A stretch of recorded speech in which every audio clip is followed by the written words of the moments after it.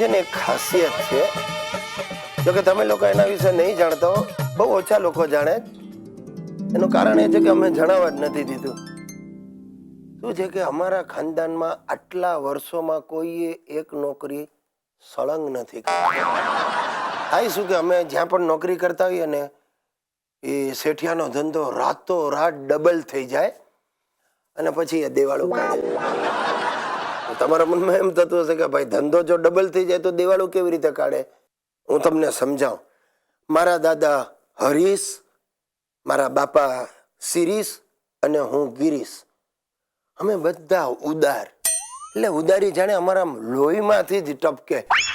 અમે શું, કોઈ પણ ગ્રાહક આવે ને બિચારો ઉધાર માંગે ને તો ઉત્સાહ ભેર એને ઉધાર આપી દઈએ. એટલે થાય શું કે ધંધો રાતો રાત વધી જાય, પણ છેવટે શેઠિયો બિચારો ઉઠી જાય. જો કે આપણી ઉદારતાનો લોકો ફાયદો લે છે એટલું જ.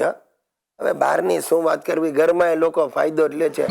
તમારી બૈરી સુશીલા બોલે, જો કે આમ જરા હસીને વાત કરું ને, શું સ્માઈલ આપું, તરત હાથ લંબાવે, જરા 500 રૂપિયા આપો ને. મેં કહું તારે સુશીલા શું કરવું છે 500 રૂપિયાનું? મને કે મારે જરા ફેશિયલ કરાવવા જવું છે. હવે મૂક ને આ ફેશિયલ બેશિયલ, એકચ્યુઅલી તો તારે છે ને પ્લાસ્ટિક સર્જરીની જરૂર છે, એ કરાવ. મને કે હા, ગઈ હતી એ પ્લાસ્ટિક સર્જન કહેવાય ને એની પાસે હું ગઈ હતી. 35,000 રૂપિયા એને કયા. અને મેં એમને પૂછ્યું કે સપોઝ ડોક્ટર પ્લાસ્ટિક હું તમને આપું તો ડોક્ટર ઉઠીને બહાર ચાલી ગયો. હવે આને શું કેવું બોલો, પ્લાસ્ટિક પોતે લઈ જાય, આવી તેની બુદ્ધિ. દર્શક મિત્રો, મારે કરીના કપૂર સાથે બધા રિલેશન તોડી નાખવા છે. આ કરીના કપૂરે અમારા ઘરમાં કેર વર્તાવે છે. બોલો, છાપામાં કરીનાના ફોટા જોઈને હવે મારી ધરખમ પત્ની સુશીલાને સાઈઝ 0 બનવું છે, અને એ પણ કસરત કર્યા વગર આયુર્વેદિક ટ્રીટમેન્ટ દ્વારા.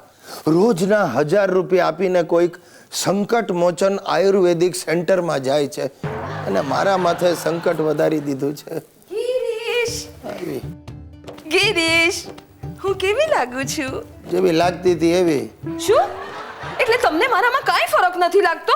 ના, આ ઉંમર થઈ ને એટલે આખે મોતિયો આવ્યો છે. બાજુવાળા મનુભાઈને તો તરત દેખાયું. શું ભનિયાને શું દેખાયું?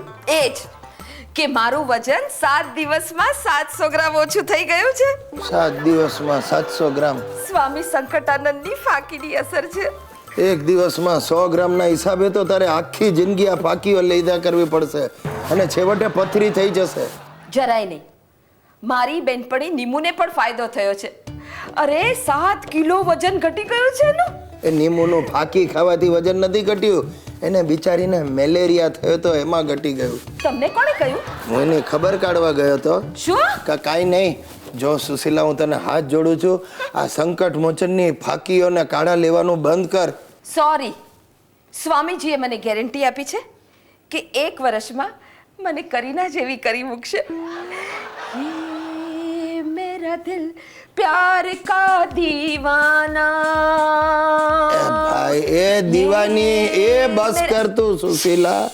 તું કરીના બનતા બનશે તારો સ્વામી મને કાદર ખાન બનાવી દેશે. બસ બસ, બહુ થઈ હવે ફાલતુ વાતો. આ લિસ્ટ પકડો અને આયુર્વેદિક ફાર્મસીમાંથી આ જડીબુટીઓ લઈ આવી દો. મને સ્વામીજીએ આનો કાળો બનાવીને રોજ પીવા કહ્યું છે. આ શું છે? ગુલગુલ ગુટિકા, વિહંગ વટી, સર્પાદી ચૂર્ણ, શ્વાનાદી ભસ્મ. અરે આવી બધી જંગલી જડીબુટીઓ લઈને ઓળનું છોડ થઈ જશે. બસ બસ, તમને મારી ઈર્ષા આવે છે અને ડર લાગે છે કે આ સોસાયટીમાં બધા લોકો કહેશે કે આ ગિરીશ કાગડો દહીથરું લઈ ગયો. પણ એક વાત કાન ખોલીને સાંભળી લો કે આ વર્ષે હું મિસિસ અમદાવાદ બ્યુટી કોન્ટેસ્ટમાં ભાગ લઈને જ રહીશ. ये मेरा दिल प्यार का दीवाना. અરે રામ, આ ભાગ લેશે ને મારા ભોગ લાગશે.